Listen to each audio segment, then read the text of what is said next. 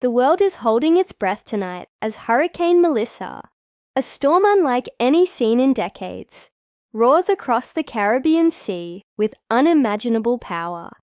What began just days ago as a low-pressure disturbance off the coast of Africa has now transformed into a monster.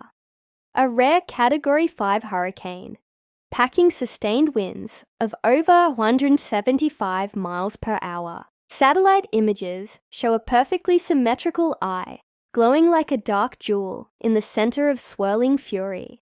The ocean below churns in anger as the storm draws its strength from the warm tropical waters, growing in size and intensity with every passing hour. Forecasters warn that Melissa is not just another hurricane. It is a once-in-a-generation event capable of catastrophic damage. Across the islands, fear is spreading faster than the storm itself. The people of Jamaica are bracing for impact. Radio stations repeat emergency alerts every few minutes. Television broadcasts show lines stretching for blocks as residents rush to buy water, batteries, and whatever supplies they can find. Shelters are filling up, schools are being converted into safe zones, and families are boarding up windows, hoping their homes will withstand the monster that is coming.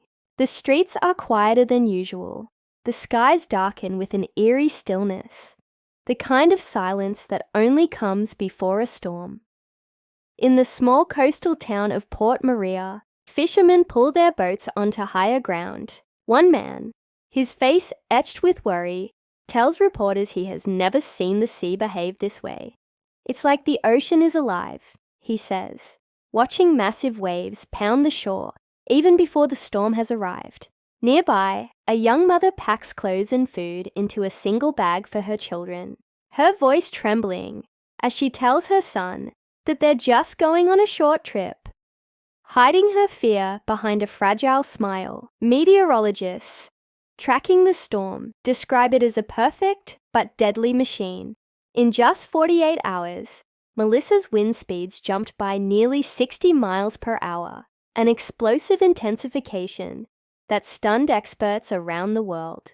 The hurricane's eye, nearly 20 miles wide, stares down from satellite imagery like a dark, calm void surrounded by chaos.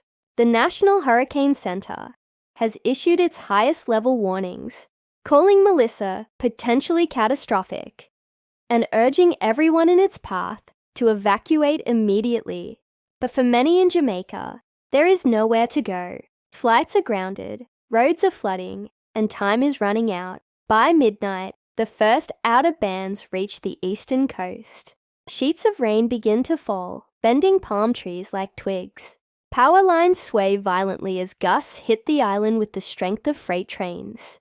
The sound of the wind grows from a distant roar into a constant, deafening scream. In Kingston, emergency crews are already struggling to respond to the first reports of flooding. The lights flicker, then go out completely in entire neighborhoods. The island is plunged into darkness. And then, the true fury of Hurricane Melissa arrives.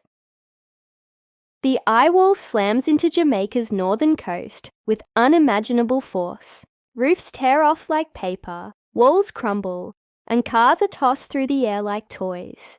The rain falls in blinding sheets, making it nearly impossible to see more than a few feet ahead. Entire trees are uprooted, their roots snapping with loud cracks that echo through the wind. Reporters huddled in emergency shelters describe the sound as a jet engine that never stops. In the chaos, people cling to hope, praying the storm will pass quickly. But Melissa is in no rush. The hurricane moves slowly, crawling across the island and unleashing wave after wave of destruction. In Montego Bay, the sea surges inland, swallowing streets and sweeping away everything in its path. Boats are lifted onto buildings, cars float down roads like driftwood, and the air is filled with the thunder of collapsing structures. Inside one shelter, over 100 people sit in darkness as the roof trembles and the walls shake. A child begins to cry, and his mother holds him close, whispering that everything will be okay.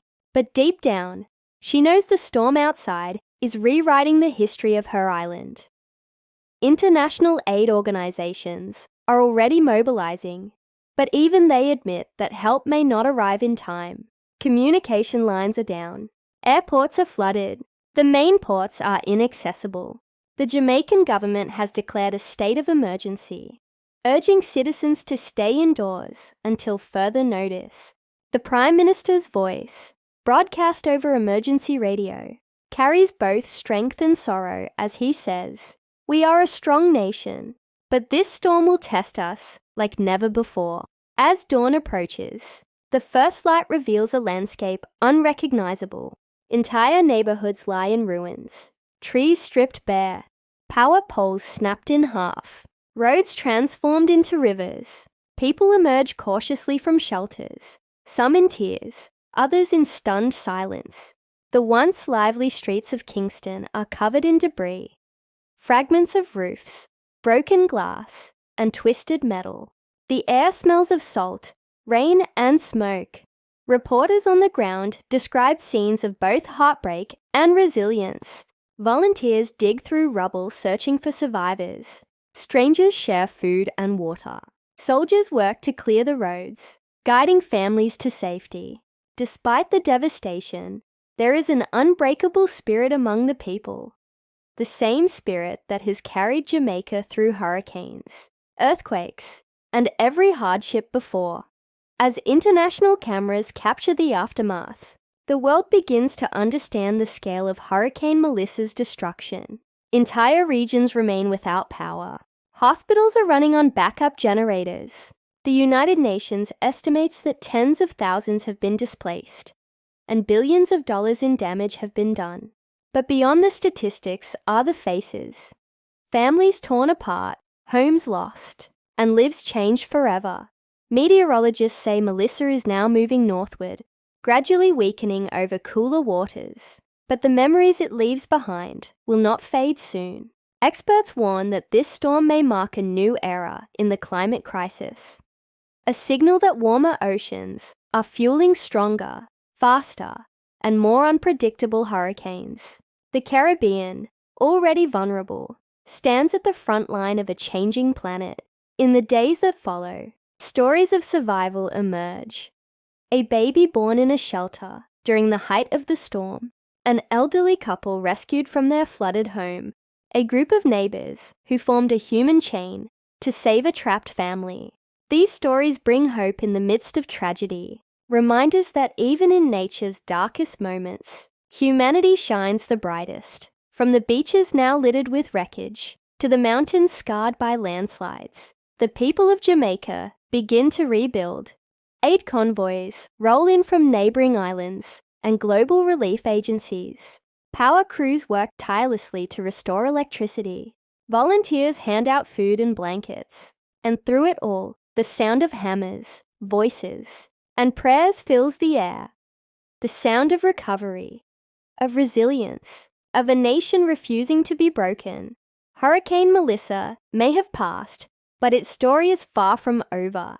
It will be told in the eyes of those who survived it, in the homes rebuilt stronger than before, and in the global conversations it ignites about the power of nature and the urgency of protecting our planet. For now, the world watches Jamaica rise from the ruins, proving once again that even the fiercest storm cannot wash away the spirit of its people. The wind may have howled, the rain may have fallen, but the heart of Jamaica, fierce, proud, and unshakable, still beats strong beneath the Caribbean sun.